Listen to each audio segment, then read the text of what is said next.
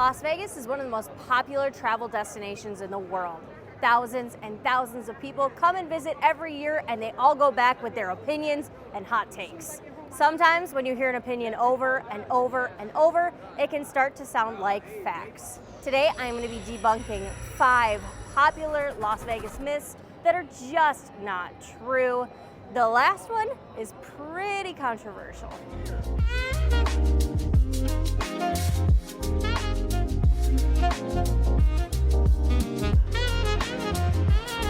A very common myth about Las Vegas is that it is just for the gamblers. Now, I can see why this myth is perpetuated.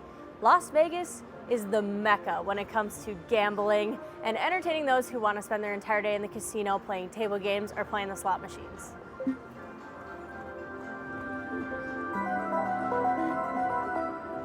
However, that is not all Las Vegas is. In fact, most of the people traveling here now aren't even really big gamblers. That includes my family. They don't really gamble at all, and we can spend an entire vacation with them doing other things. Las Vegas is the entertainment capital of the world.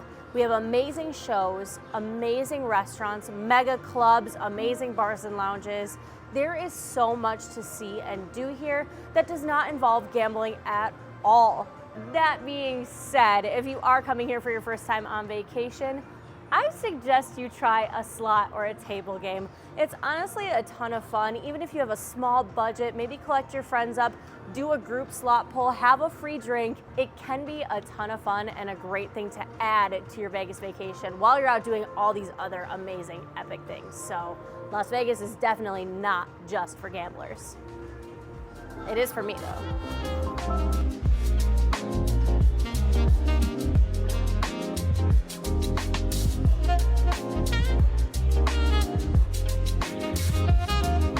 A myth that I am seeing online constantly lately is that Las Vegas is simply too expensive these days, that nobody can afford a Vegas vacation anymore.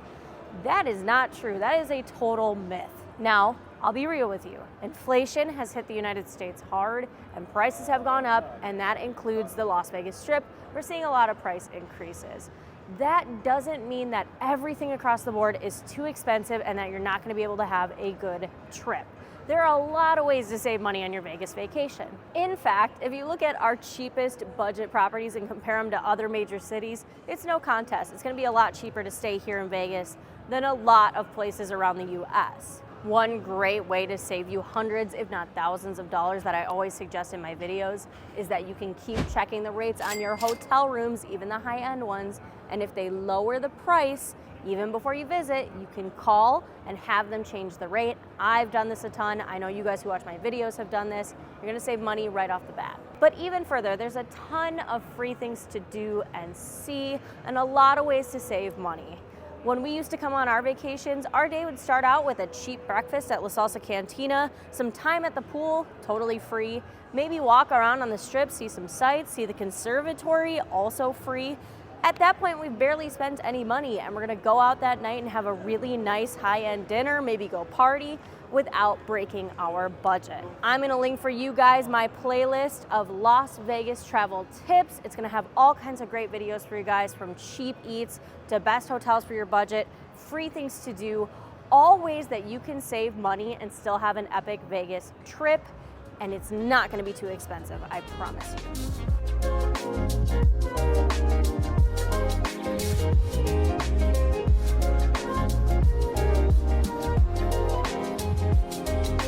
A super common myth about Las Vegas is that it is just the Strip and downtown. This is a funny one. My family even thinks this sometimes. They thought we were like walking distance from the Strip and that like the city's a walkable city like New York City, and it is just not the case. I used to think it was really weird that locals never go to the Strip, but now living here, I totally get it. We live in Summerlin, and there is so much to see and do there.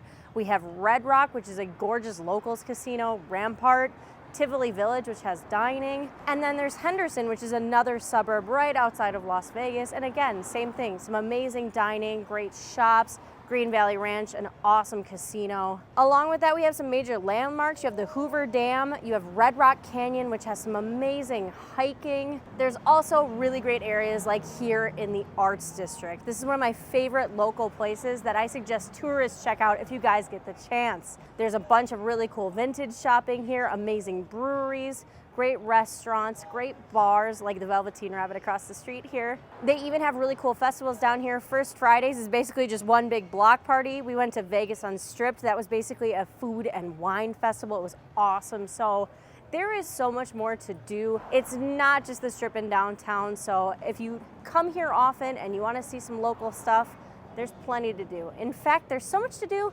maybe I ought to make a video on it. So subscribe to the channel so you can catch that.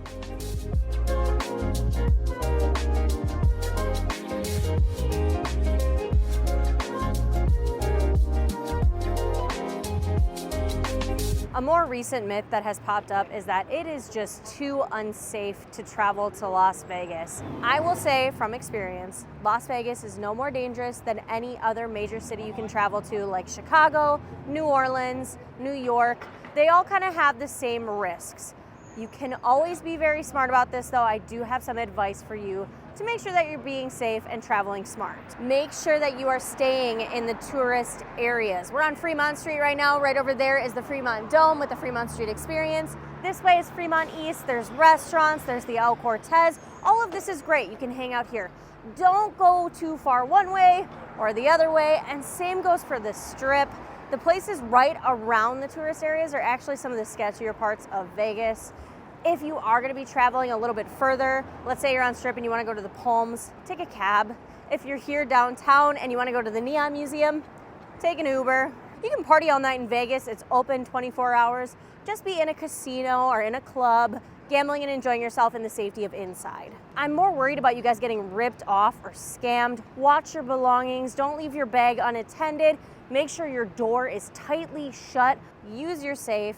I personally feel comfortable letting you know that Las Vegas is a safe city as long as you're being smart, being careful, just like any other major city. So Vegas being too unsafe is just a myth.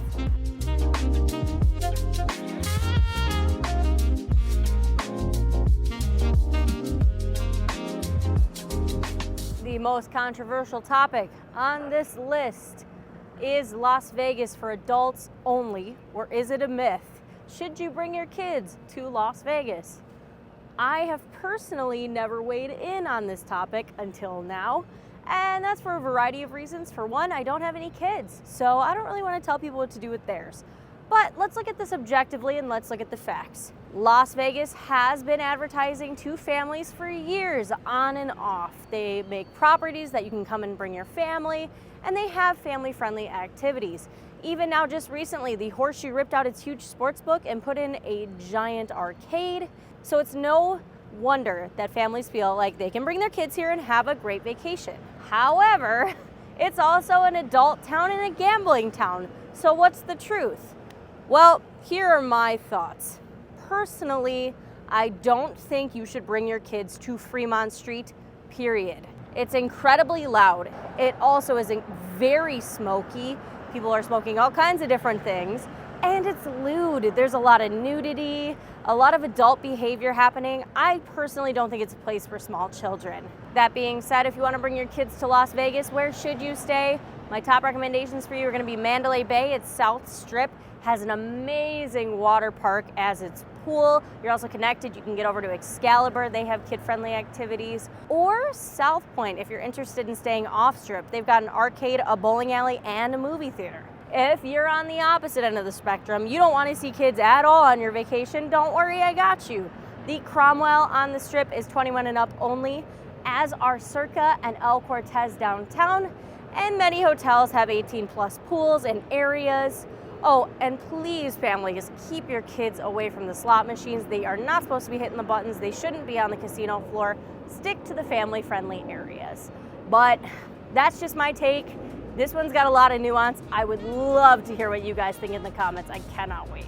And there you have it, you guys. 5 myths that are simply not true. Now, I'd like to see your opinions in the comments. What myths have you heard perpetuated about Las Vegas? Or what are your opinions on these takes? Thank you guys all so much for watching the video, and I will catch you guys all in our next one.